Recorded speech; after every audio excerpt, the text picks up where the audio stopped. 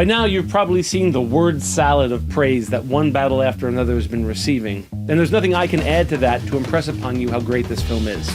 Yes, it's amazing, but rather than just tell you it's awesome, I thought I'd take a minute and tell you why I thought it was awesome. And that's going to involve some spoilers. So if you haven't seen it yet, it's great, it's awesome. Bookmark this video and come back when you're ready to have an in-depth conversation about the thematic threads in Paul Thomas Anderson's One Battle After Another. I promise you, you won't be disappointed. Hey, I'm Mike. I studied film, I work in TV, and I love movies. Any parent out there will tell you that having kids is one battle after another. And I think that's a good place to start with this movie. Sure, Paul Thomas Anderson's One Battle After Another was billed as a fight between revolutionaries and a semi-fascist military, but at its core, when you strip out all the revolutionary, French 75 stuff, the white supremacy stuff, all of it, One Battle After Another is a movie about how hard it is to be a girl dad. Leonardo DiCaprio plays a single dad raising a daughter all by himself.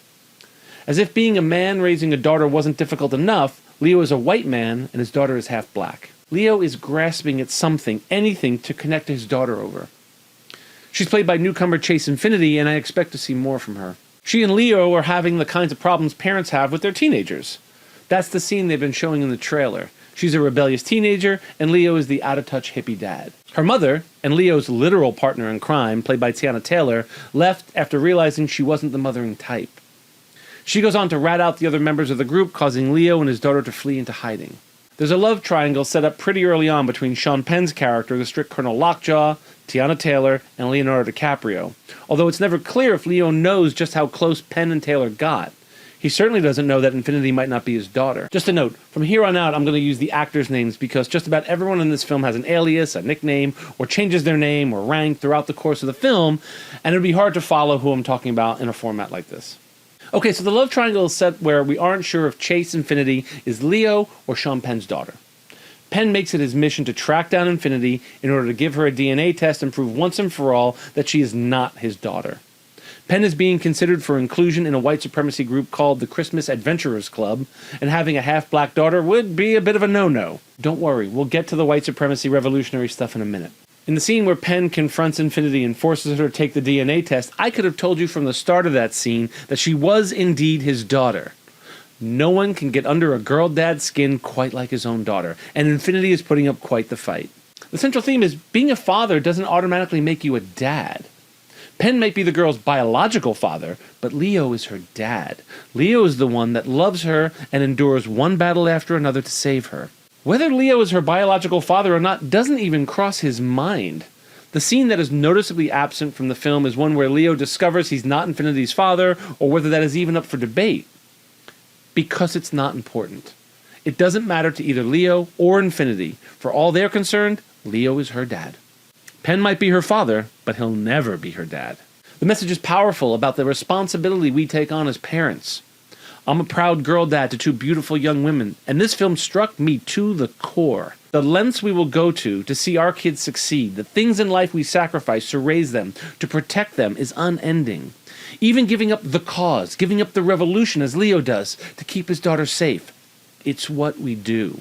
So let's talk about the fight. The film starts as Antifa the movie. The politics are front and center.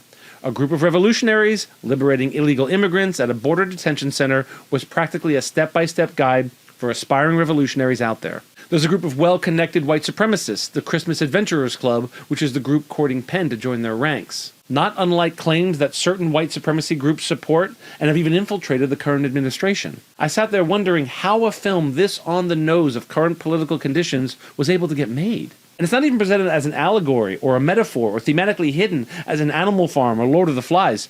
It is front and center. The white supremacists are running the military and are organizing a widespread campaign to rid the United States of Mexicans and anyone they consider other. The turning point comes when Penn asks a fellow enlisted man to murder Infinity, his daughter, make her go away. But this man doesn't murder kids and refuses to kill her. He's Cherokee, and it's mentioned that he's never to be truly trusted. I think the line is, he'll tell you how much change a man has in his pockets from his footprint, but don't trust him. I love that line, by the way. They don't trust him because he's not of pure white blood. I also love how the film uses a Native American to draw the line and begin turning the tide in the other direction. The Native American people were the first people on this land and watched the white people come in and claim it for themselves, so it's only natural for the Native American character to put his foot down and say, no, this isn't right. I understand it's loosely based on a book written in 1990, and Anderson had been working on one battle after another for years, far too long to have anticipated things like Alligator Alcatraz. But, you know, it's a big FU to ICE and the immigration raids that are currently happening all over the United States. I haven't seen any right-wing pushback on this yet, but I would expect it. On the one side, the Christmas Adventurers Club, the white supremacists, are organized and laser-focused. On the other side, the French 75 are disorganized and loose. Leo has stopped fighting. He's gotten lazy in the years he's been in hiding. In fact, for much of the movie, one of the battles Leo undertakes is with his own organization when he forgets the secret password. Benicio del Toro is running his own revolutionary group, but it's played so close to the chest that you'd almost miss it. In fact, I read that entire subplot of Benicio del Toro getting his people to safety was fleshed out by del Toro himself. They had to rewrite large portions of the movie to accommodate it, and I'm glad they did. While Leo is arguing with his contact on the phone about the password, Benicio del Toro is quietly and swiftly getting his people, illegal immigrants, safely out of the building and away from the troops who are hunting them down.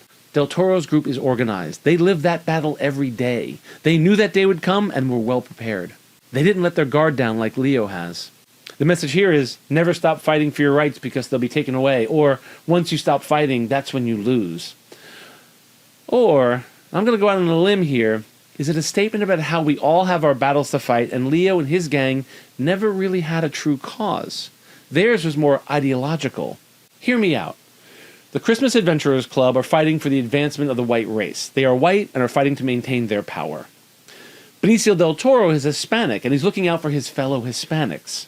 But Leo doesn't have skin in the immigration game. He's a white guy who adopts a cause. None of the French 75 appear to be Hispanic, yet they are fighting for the freedom of captured Hispanics. In this read of the film, the battle is between ideology and heritage.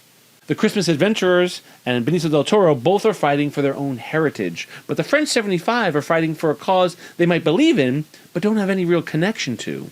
There's so much going on here, and to be honest, this is the movie I thought we were getting.